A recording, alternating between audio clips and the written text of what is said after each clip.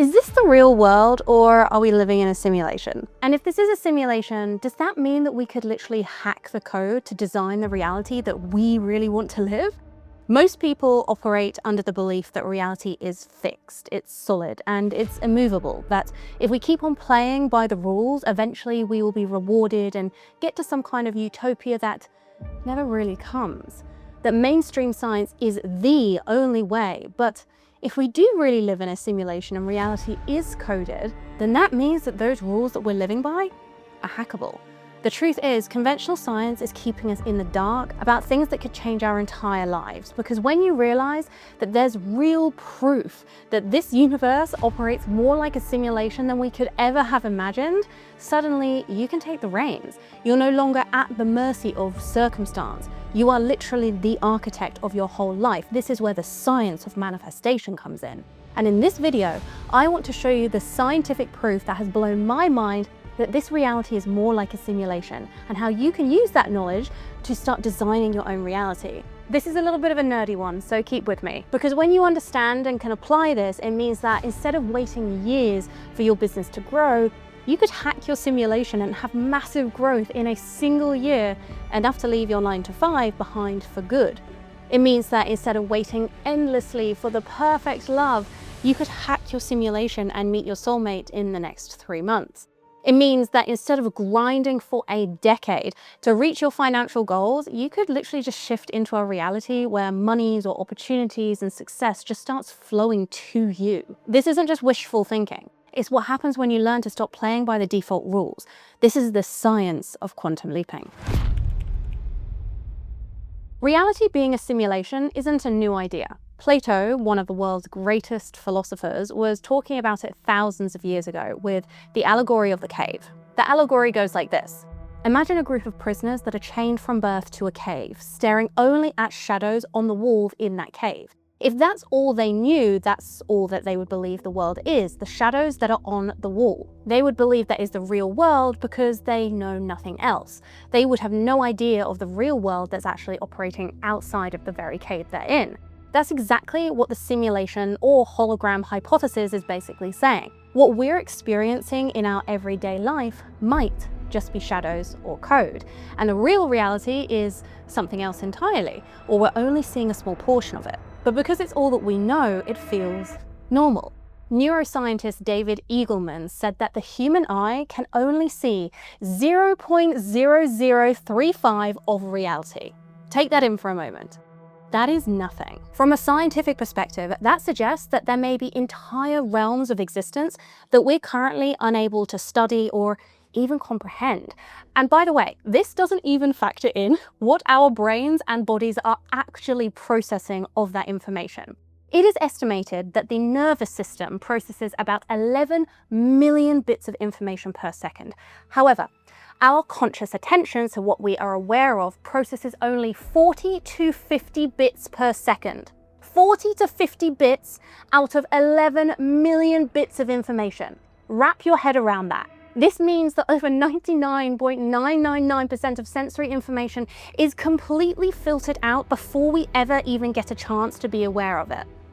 From a literal perspective, the reality is we are not seeing the whole picture at all. We are seeing a highly curated highlight reel built by our brains, just like in Plato's cave. There could be an entire reality that we can't even perceive yet, and by the understanding of what the human brain is actually processing, it's looking pretty likely. And if it's there, does it mean that we can interact with it? Just to fully anchor in just how real this is, before we even get into the science that proves a lot of it, the CIA has previously classified entire documents that have revealed that the universe doesn't really exist, but is rather a construct made by our own minds that we can interact with and control, that there are alternate states of reality or dimensions that are outside our physical 3D reality. The Monroe Institute created something called the Gateway Process, which is a step-by-step guide on how to achieve an out-of-body experience. And the CIA wanted to learn this for intelligence gathering, and oh, did they use it. But for the average person, You can learn this yourself, and you can use it to project your consciousness into different places and times. And we can use these alternate states of reality and this access to allow us to change our reality and to manifest quickly. Now, the CIA classified the gateway process pretty quickly. They have never said why they did this, but we can imagine it's probably because anyone can do it for information searching, and anyone has the ability to bring in an entirely new reality. What we need to take away from this is, if the CIA is taking this stuff seriously, we should be too. So if this is really a simulation, where's the proof? Let's start with something really simple before working our way up. Think about video games like The Sims. In The Sims, there are rules: gravity, speed, even biology, like your Sims needing to eat or sleep. This is something that we would naturally expect to see in a simulation, because to accurately represent reality or just a really complex system, it must operate under a consistent set of internal principles, which are the rules of the simulation. Our world has rules too. Gravity, the speed of light, mathematical constraints that we can't work out. Even our bodies come pre-coded. Your DNA is literal biological programming. It decides your hair color, your eye color, and even your likelihood of experiencing certain things in your life. Epigenetics allows even for things like trauma that your grandmother experienced to be passed down into your DNA, leaving you with irrational fears that you can't explain. That is code. But this is where we have science to back it up. Physicist Dr. James Gates was studying string theory.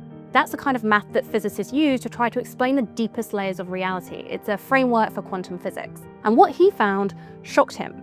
Buried inside these equations of string theory were error-correcting codes.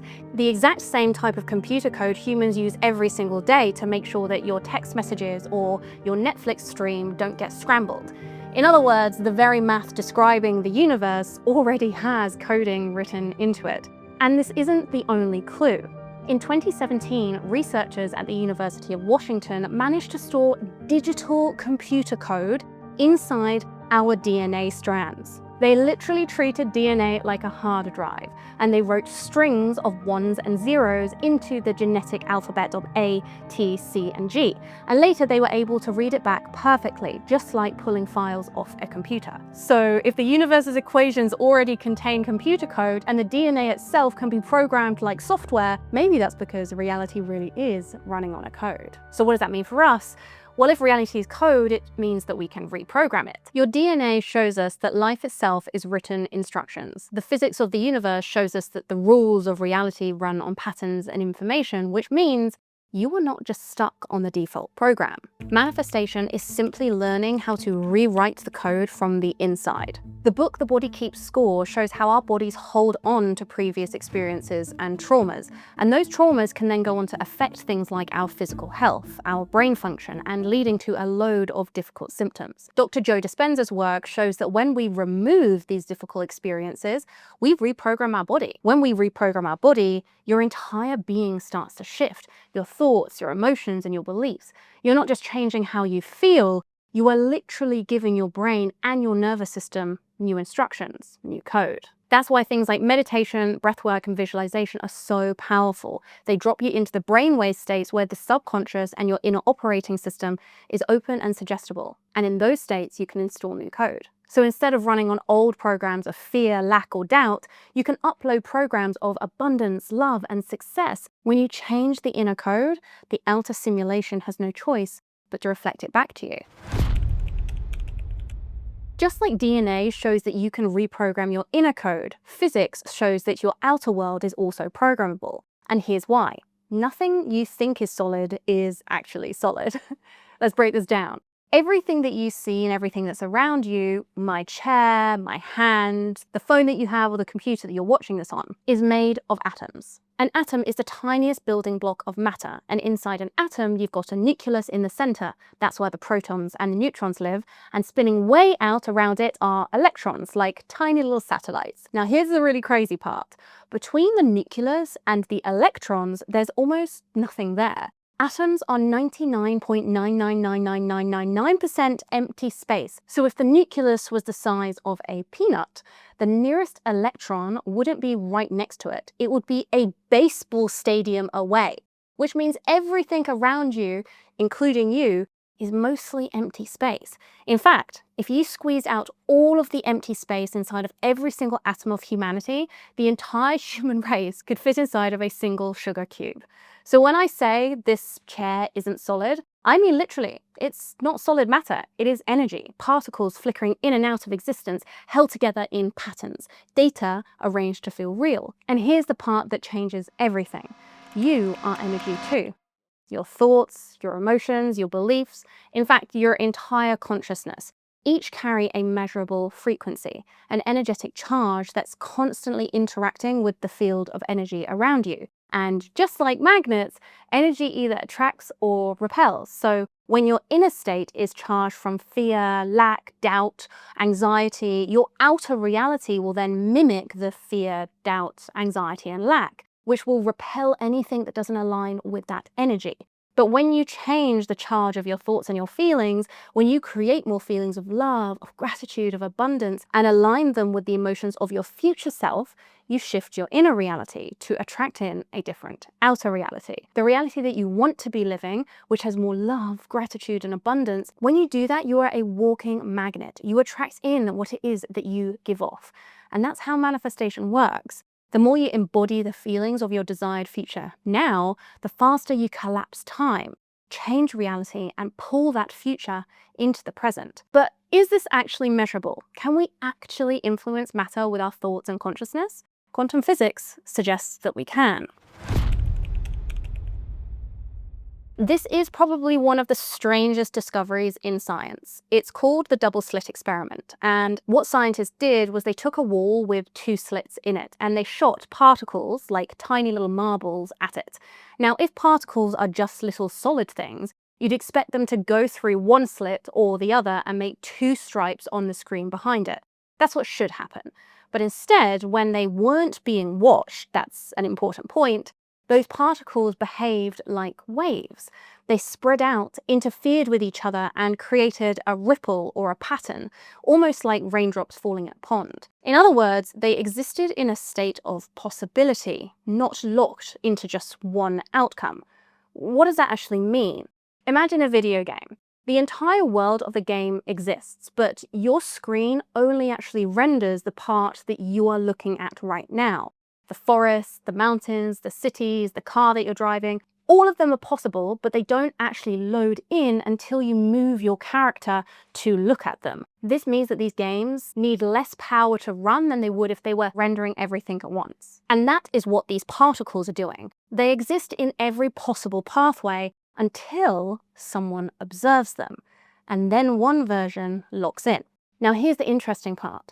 The moment scientists set up a detector to observe which slit the particle went through, the ripple pattern disappeared. Suddenly, the particles stopped acting like waves of possibility and started acting like solid little marbles again, just 2 stripes. So what changed? The experiment didn't change. The particles didn't change. The only thing that changed was that someone was watching. In other words, your consciousness doesn't just watch reality happen. It helps to decide which version of reality shows up. Think of it like Netflix. All the movies are already there, all of the possibilities exist, but the one you choose to watch is the one that plays. Reality seems to work in the same way. Out of the infinite futures, the one that you focus on is the one that loads. Your thoughts and beliefs are a form of observation. If you're constantly observing your life through a lens of fear, of doubt, of limitation, you are inviting in the reality of that outcome. But if you choose to observe possibility, abundance, and expansion, you collapse time into that. On a quantum level, the universe responds to the way that we look at it. The double slit experiment is proof. Reality doesn't decide until you do. And this isn't just a quirky physics trick. At Princeton University, researchers spent nearly 30 years testing whether the mind could influence machines. They used random number generators, basically electronic coin flippers, that should land in perfect balance. But when people focused their intention, the outcomes that they recorded shifted slightly in the direction of what they were focusing on. Not dramatically, but enough that chance couldn't explain it. This is literally tilting the probabilities. Out of many outcomes, your focus biases reality towards the one that you're tuned into. So what does this mean for you? The double slit experiment shows that reality exists as waves of potential until it's observed. The Princeton studies show that human intention can bias which possibility becomes real. Put them together and the message is clear. Your consciousness is not passive. It's an active force shaping the world that you are walking into. Your thoughts, your beliefs, your emotions, they are not just private inner experiences. They are the way that you observe and program reality itself. So now the big question is, how do we actually influence our reality? This is where meditation and breathwork comes in. These are not just relaxation techniques. They are tools to literally access the code of your reality. In one study, Dr. Joe Dispenza and his colleagues measured the brainwaves of 223 new meditators. After just one single session, their brainwaves shifted dramatically. Theta waves jumped to 29%, alpha rose to 16%, and delta dropped. Why does this matter? Because theta is the brainwave state of deep suggestibility. It's actually the same state that children live in up until about the age of 7, when their subconscious minds are wide open and absorbing programs that shape who they ultimately become. And here's the exciting part. A 2025 study showed that breath-led practices make it easier to reach those deeper states of suggestibility, creating a neurological doorway to reprogram your reality. Breathwork is literally described as giving us direct access to our nervous system. It's described as the medicine cabinet of the body, because not only does it drop you into theta state faster, where you can reprogram your mind and you're more suggestible, it also allows you to complete active fight or flight responses. I always remember this one example that someone gave me that stuck with me. Imagine when you're a teenager, you were in a relationship with someone that you really loved. But one day, you were driving down the road and you notice a bright yellow car emerging from a driveway. In the front seat, you notice your current partner, but next to him, he has his hand around another person that isn't you. Your heart drops, your nervous system spikes, and from then ensues quite a difficult breakup. That moment, the body remembers, just like the book The Body Keeps Score suggests, because the fight or flight response is still active. It never goes down. Now let's jump to when you're 40 years old. When you're driving down the road, every time you see a yellow car emerging from a driveway, your heart still skips a beat. You go straight back into that reactive state. You go 0 to 100 really fast. People will say, this is just the way I am, but that's not true. That moment is just still active just below the surface, meaning that anything that triggers you or looks similar to that situation will make that feeling come back online immediately. Breathwork allows you to complete that fight or flight response so that those triggers go away completely. On your manifestation journey, this is really important. It means that when an opportunity presents itself that may trigger you right now, like speaking on stage, learning a new skill, or something simple like looking at your bank account, it means you can stop letting those moments affect you and take the action that will get you one step closer to where you want to go. Because the biggest reason that people can't move is because of the fears inside of their body. You get to stop being stuck in the past and replace these old fears with new feelings and beliefs that match your future state. But once you're in that space, the real question becomes, what code do you install? This is where the practice of living as your future self comes in. Dr. Joe Dispenza often says, live emotionally as your future self for just 7 days and watch what happens. Think about right now, if you had everything you desired in the future, how would you feel? How would you think? You probably would feel grateful, happy, abundant, free. Now, the irony is you can actually experience all of those feelings right now, but we don't. We decide that we need something outside of ourselves in order to give us those feelings. But we can tap into those feelings today by tapping into our future self. When you intentionally tap into those feelings, your brain begins to rewire, your nervous system resets, and your daily choices and actions start lining up with the identity of the future version of you. Here's why this works. Your brain doesn't actually know the difference between something you are experiencing right now and something that you are vividly imagining. Athletes use this all the time. Olympic skiers, gymnasts, and runners mentally rehearse their routines before competing. By vividly imagining every single movement, their nervous system fires as if they are already performing it. So when the moment comes, their body simply just follows the script. And studies have proved that we don't know the difference. In one famous experiment, participants were split into 3 groups. One was physically lifting weights, another only imagined lifting weights, and the last group did absolutely nothing. After 6 weeks, the group that visualized still increased their muscle strength by around 20%. without touching a single weight. Why? Because when you imagine an experience with clarity and emotion, your brain fires the same neural circuits as if you were actually doing it. Your body begins wiring itself for that reality. Isn't that crazy? So when you live emotionally as your future self right now, you're not just daydreaming. You are training your brain and your body to feel more love, gratitude, and abundance for the future that you are already living. You are showing yourself, it is safe for me to experience this. And this is then why this work doesn't just change how you feel on the inside, it affects the outer experiences and reality you're experiencing on the outside.